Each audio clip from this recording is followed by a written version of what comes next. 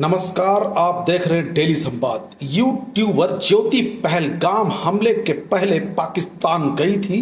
भारत से निकाले गए पाकिस्तानी अफसर से संबंध हैं।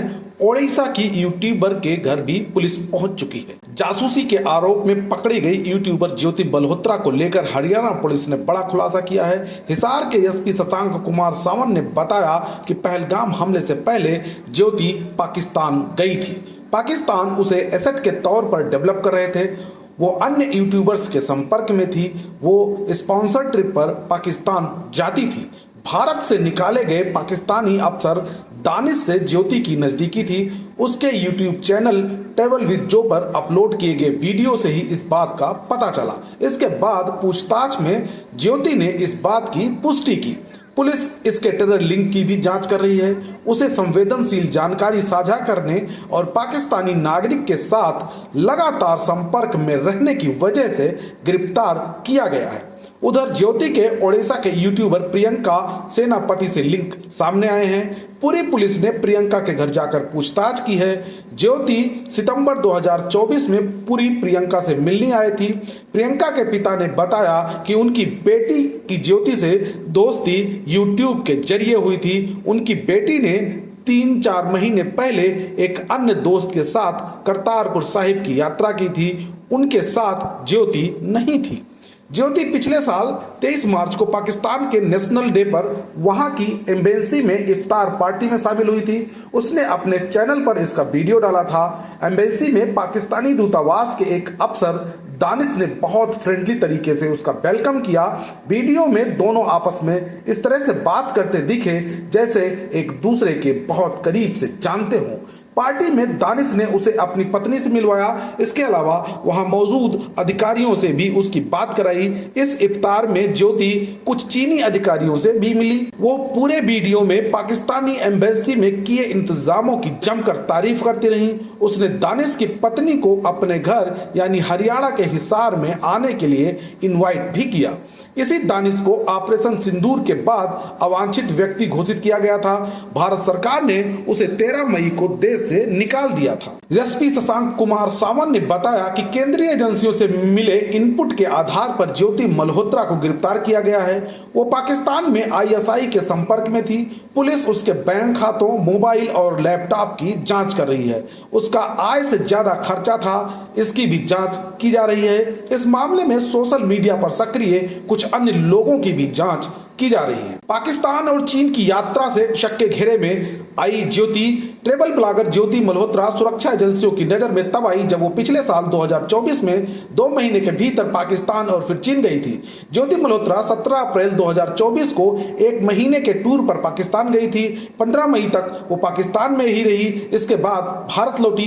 पाकिस्तान से लौटने के बाद 25 दिन बाद ही 10 जून को वो चीन चली गई। 9 जुलाई तक चीन में रही और फिर वहीं से 10 जुलाई को नेपाल में काठमांडू पहुंच गई।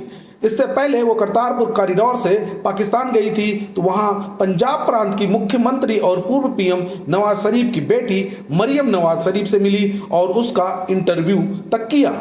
सुरक्षा एजेंसियों के ज्योति पर शक की 4 वजह हैं। पाकिस्तान और चीन के बीच दोस्ताना संबंध। ज्योति को एकदम से दोनों देशों का वीजा कैसे मिल गया? ज्योति कोई नौकरी नहीं करती। हिसार में 55 गज का घर है। फिर उसकी विजिट के खर्च किसने किए? पाकिस्तान दूतावास की पार्टी में वो गेस्ट कैसे बनी? दानिश के साथ उसका फ्रेंडली व्यवहार भी एजेंसियों को खटका है। ज्योति महज एक ट्रैवल यूट्यूबर है। इसके बावजूद वो पाकिस्तानी पंजाब की सीएम मरियम नवाज शरीफ के इतना करीब कैसे पहुंची? ज्योति मल्होत्रा पाकिस्तान के संपर्क में कैसे आई, आइए जानते हैं। वीजा लेने पाकिस्तान एम्बेसी में गई।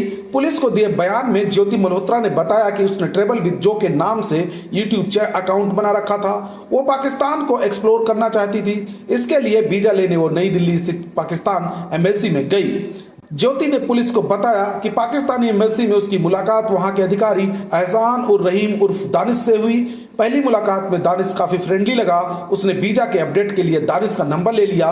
वहां से लौटकर वो दानिश से पहले वीजा के बहाने फोन पर बात करने लगी। 2023 में उसे पाकिस्तान का 10 दिन का वीजा मिला। दानिश ने उसे पाकिस्तान में अली आहवान से मिलने को कहा। अली आहवान ने उसके घूमने फिरने और रुकने का इंतजाम किया।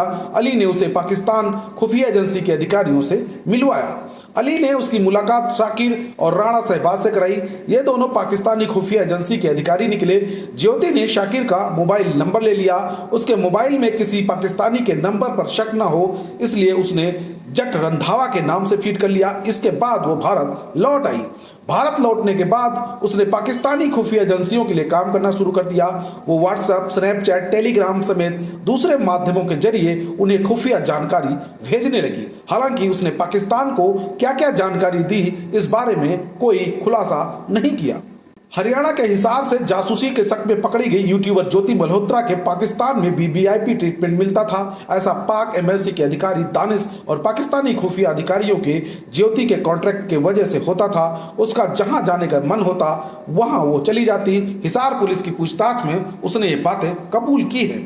आमतौर पर किसी भारतीय के पाकिस्तान जाने पर पुलिस के स्तर पर उसकी निगरानी की जाती है। वहां उन्हीं जगहों पर जाना होता है जिसका जिक्र वीजा में होता है। लेकिन ज्योति पाकिस्तान में हाई प्रोफाइल पार्टियों में भी शामिल होती थी, जहां उसकी मुलाकात पाकिस्तानी खुफिया एजेंसियों के बड़े अधिकारियों से हुई। ज्योति को पाकिस्तान में घूमने फिरने के लिए पाकिस्तानी पुलिस की सिक्योरिटी भी मिलती थी। ज्योति अब तक पाकिस्तान, चीन, नेपाल, थाईलैंड, भूटान, इंडोनेशिया समेत कई देशों में जा चुकी है। वो हमेशा फ्लाइट में फर्स्ट क्लास में ट्रेवल करती थी। जिस देश में वो पहुंचती वहां के महंगे होटल में रुकती, महंगे रेस्टोरेंट में खाना खाती और महंगी ज्वेलरी शॉप्स में विजिट करती। ज्योति ने अपने सोशल मीडिया अकाउंट पर दुबई की एमिरेट की फर्स्ट क्लास की श्रेणी की यात्रा की फोटो भी शेयर किया हुआ है। इसके अलावा वो चीन में भी यात्रा के दौरान वीवीआईपी की तरह रही। ज्योति हिसार में न्यू अग्रसेन कॉलोनी में रहती थी, जहां उसका 55 गज का छोटा सा मकान है जिसमें 3 छोटे छोटे कमरे बने हैं। ज्योति के पिता कारपेंटर हैं, मगर कमाई कुछ खास नहीं होती। घर का खर्चा चाचा की पेंशन से चलता था। ज्योति माता पिता की इकलौती संतान है। 20 साल पहले माता पिता का तलाक भी हो चुका है। वो इस जिंदगी से ऊब गई थी, इसलिए उसने लग्जरी लाइफ जीने का फैसला किया। ज्योति की सारी पढ़ाई हिसार में हुई। यहाँ के FCJ कॉलेज से उसने BA की पढ़ाई की। फिर दिल्ली चली गई, जहां उसे 20,000 रुपए सैलरी पर नौकरी मिल गई। दिल्ली वो PG में रहती थी। घर वो कभी कभार ही आती थी। 2020 में जब कोरोना काल आया तो कंपनी ने उसे नौकरी से निकाल दिया। वो हिसार लौट आई। उस वक्त उसे वहां कोई नौकरी नहीं मिली। नौकरी छूटने के बाद ज्योति बेरोजगार हो गई। फिर उसने सोशल मीडिया पर देखा कि लोग ढेर सारे वीडियो बनाते हैं जिसके बदले उन्हें रुपए मिलते हैं। दिल्ली में रहकर वो खुद को स्टाइलिश बना चुकी थी, इसलिए उसने भी फेसबुक, इंस्टाग्राम और यूट्यूब पर चैनल बनाकर वीडियो बनाने शुरू कर दिए। धीरे धीरे उसे इनके जरिए कमाई भी होने लगी। इस दौरान ज्योति अधिकतर समय बाहर ही रहती थी। ज्योति की घर की गली के नुक्कड़ पर ही किराना की दुकान है। यहाँ बैठे दंपति ने कहा ज्योति आस पड़ोस के लोगों से बहुत कम मिलती थी। वो कभी दुकान पर सामान लेने भी नहीं आती थी।